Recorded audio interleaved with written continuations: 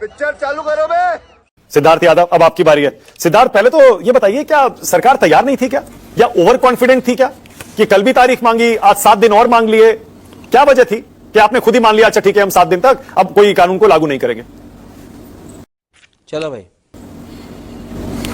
देखिए मानक जी, मैं पहले तो कुछ आपके शो पर जो बातें कही जा रही हैं उसकी शब्दावली को ठीक कर लूं। सुप्रीम कोर्ट ने कोई स्टे वक्फ कानून पर नहीं लगाया है। सुप्रीम कोर्ट ने कोई बैन वक्फ कानून पर नहीं लगाया है।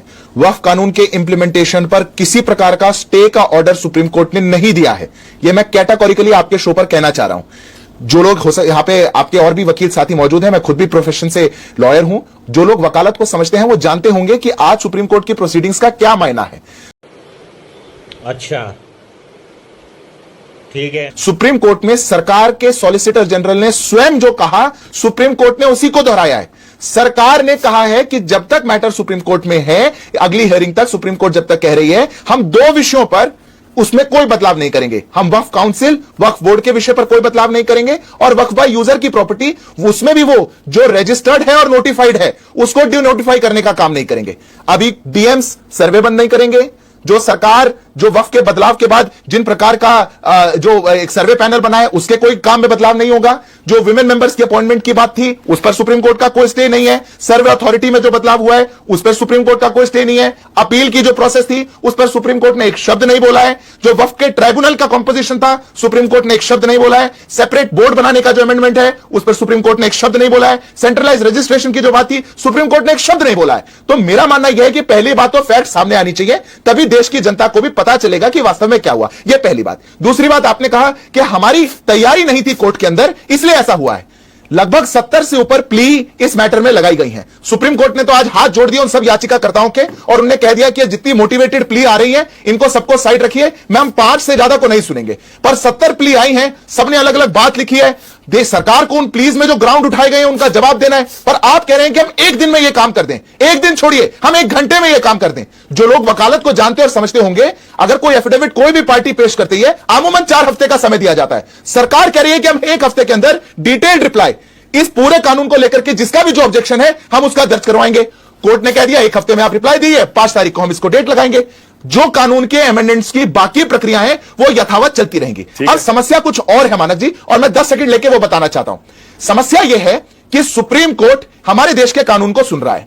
हमारे कानून हमारी डेमोक्रेटिक प्रोसेस को पूर्णतः पार करके आया है। जेपीसी में गया, 27 घंटे से ऊपर पार्लियामेंट में चर्चा हुई, देश में लाखों सजेशंस आए, बहुत से समाज के लोगों ने आकर के अपनी बात कही और यह कानून बना। हम स्वागत करते हैं कि सुप्रीम कोर्ट सुन रहा है, और वैसे भी अगर कोई मैटर सब जुडिस है तो कोई भी सरकार उसमें बदलाव नहीं करेगी, क्योंकि उसका अर्थ नहीं बचेगा। सुप्रीम कोर्ट 6 महीने इस मैटर को सुनेगा और पीछे से वक्त काउंसिल बदल गया तो क्या होगा। पर अभी विपक्ष को कहीं ना कहीं अपने जो 10 दिन के एजेंडा को वो चला रहे थे उसको छुपाने के लिए कुछ ना कुछ चाहिए, तो आज खुशी मनाई जा रही है। ये कमाल है। ओके, 2 क्लैरिफिकेशन दे दूं। नंबर 1, आप कह रहे हैं कि कोई सब मैटर सब जुडिस होता है तो कोई सरकार क्यों लागू करेगी? अरे भाई, सारे कानून आपने लागू किए हैं और उन पर सुप्रीम कोर्ट में केस सालों साल चले हैं, वो कानून इफेक्टिव हुए हैं। 370 वाला देख लीजिए, सीएए वाला देख लीजिए, तमाम है, उनको तो छोड़ दीजिए। लेकिन आपने जो अभी कहा ना कि सरकार ने खुद सुप्रीम कोर्ट में आज कह दिया कि भाई हम इनको लागू नहीं करेंगे, you were forced to do it. Siddharth, कल सुप्रीम कोर्ट इंटरिम ऑर्डर लिखवा रहा था, डिक्टेट कर रहे थे सीजेआई, जब सॉलिसिटर जनरल ने रिक्वेस्ट किया सर 1 दिन और दे दीजिए। अरे सर, ये फैक्ट पे है सिद्धार्थ। उसके बाद सही पकड़े हैं। आज की हियरिंग में सिद्धार्थ, आज की हियरिंग में फैक्ट मुझे भी पता है, मेहता जी ने फिर से टाइम मांगा,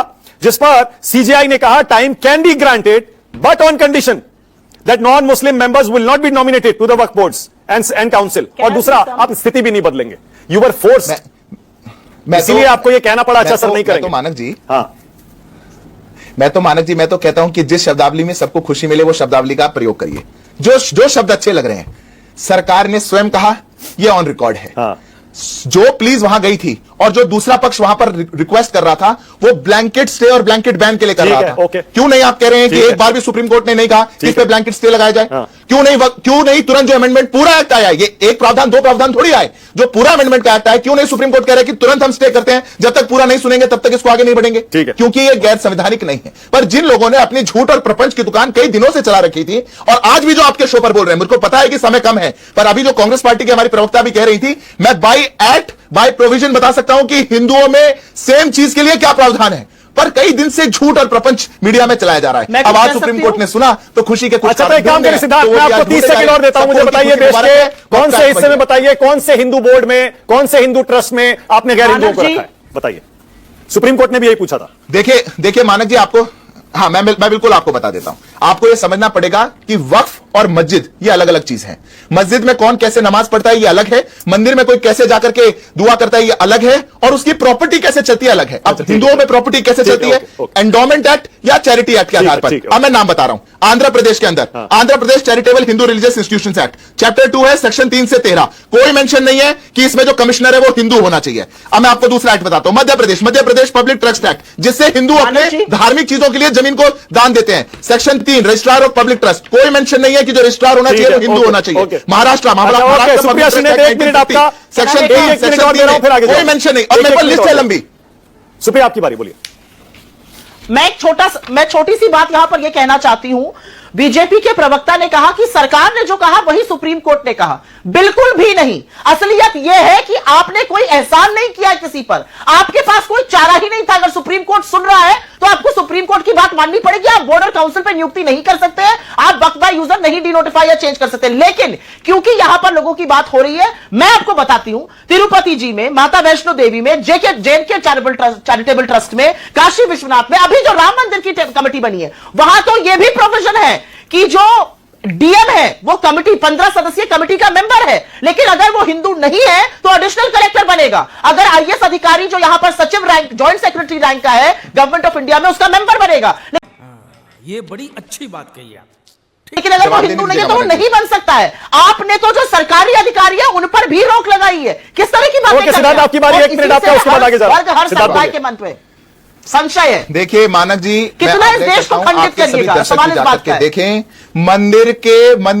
मंदिर में कैसे पूजा की जाएगी, मंदिर में किस समय आरती होगी, उसको लेकर के कानून नहीं है। मस्जिद में 5 समय की नमाज होगी, उसको लेकर के नहीं है। मुतवल्ली कौन होगा, मुसलमान होगा, उसको लेकर के कानून नहीं है। आप मंदिर और रिलीजियस तरीके से डोनेट की हुई जमीन को मत कहिए। अगर मुसलमान वक्फ एक्ट के तहत अपने धार्मिक संस्थान के लिए अपनी प्रॉपर्टी को डोनेट करता है तो एक हिंदू, एक क्रिश्चियन, एक बौद्ध या तो एंडोमेंट एक्ट या चैरिटी एक्ट के तहत देता है। वो कैसे डोनेट करेगा? आपको अगर डोनेट करना है मानक जी तो आप कैसे करेंगे? और आप अगर मध्य प्रदेश में करते हैं, महाराष्ट्र में करते हैं, तो जो आपका सीईओ होगा, रजिस्ट्रार होगा, चेयरपर्सन होगा, जरूरी नहीं हिंदू हो, वो कोई भी हो सकता है। ये पैरेलल है। आप पैरेलल ड्रॉ करना चाह रहे हैं कि राम जन्मभूमि का जो मंदिर ट्रस्ट बना कि उस मंदिर में स्पेसिफिक क्या होगा, वो देश के अंदर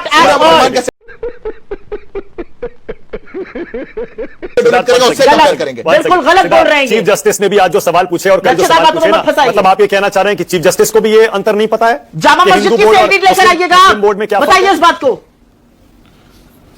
क्या आप क्या कह रहे हैं? सिद्धार्थ, मैं कह रहा हूं चीफ जस्टिस ने भी बिल्कुल यही सवाल पूछा। एक सेकंड, बहुत इंटरेस्टिंग बात कह रहे थे सिद्धार्थ अभी। सिद्धार्थ, चीफ जस्टिस ने भी यही सवाल पूछे कि अगर आप मुस्लिम बोर्ड में गैर मुस्लिमों को शामिल करना चाहते हैं तो इसका मतलब हिंदू बोर्ड में भी गैर हिंदुओं को शामिल करेंगे या नहीं करेंगे?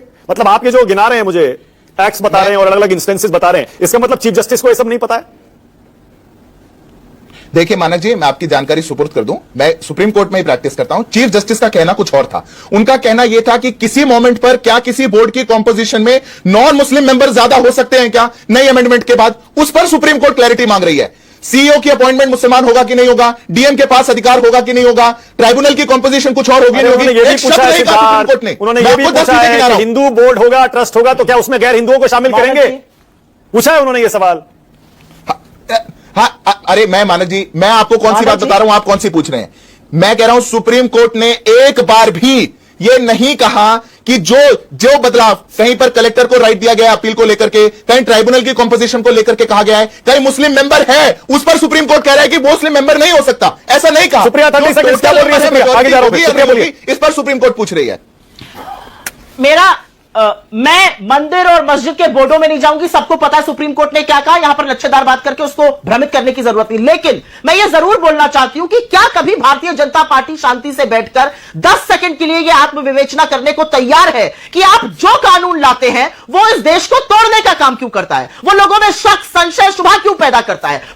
बात तो सही है। वो इस देश को जोड़ने का काम क्यों नहीं करता? चाहे वो वक्फ का कानून हो, चाहे वो फार्मर्स के खिलाफ आप 3 काले कानून ले आए। ऐसा क्यों होता है कि जिसका भला करने की आप दम भरते हैं वही इससे त्राहिमाम करता है? कभी तो सोचिए, कभी तो सोचिए। 10 सेकंड सिद्धार्थ, 10 सेकंड, छोटा सा जवाब। नाकाम हो रहे 10 हैं। सेकंड सिद्धार्थ, असलियत छोटा यह सा है, जवाब। आप कभी सोचने को तैयार हैं? ये आपके प्रधानमंत्री मंच से पंचलवाला कहते हैं, कैसे जोड़िएगा आप? लाया हुआ कानून सवाल इस देश बात को का है। तोड़ने वाला नहीं, देश को जोड़ने वाला है। जिनके मन में देश को तोड़ने की भावना पूरे समय होगी वही तोड़ने वाला देखेंगे। 370 तोड़ने वाला था या जोड़ने आप वाला इस था? देश को कैसे जोड़ रहे हैं? मुझे समझाइए। तोड़ने वाला था कि जोड़ने वाला था? इस देश के अंदर गरीबों को घर बनाना ये तोड़ने वाला है कि जोड़ने वाला है? आपके आप किस बात पे कर रहे हैं? गए थे आप 370 पे, गए थे आप पेगासस पे, गए थे आप रफाल पे, कितनी बार कोर्ट गए आप? और सुप्रीम कोर्ट जब आपके पक्ष में कुछ आशुतोष को लाइए, आशुतोष को लाइए। आशुतोष तस्लीम रहमानी, उसके बाद मेरे साथ 2 सीनियर लॉयर भी हैं, थोड़ा उनसे कानून की पेचीदगियां और समझेंगे। पहले आशुतोष,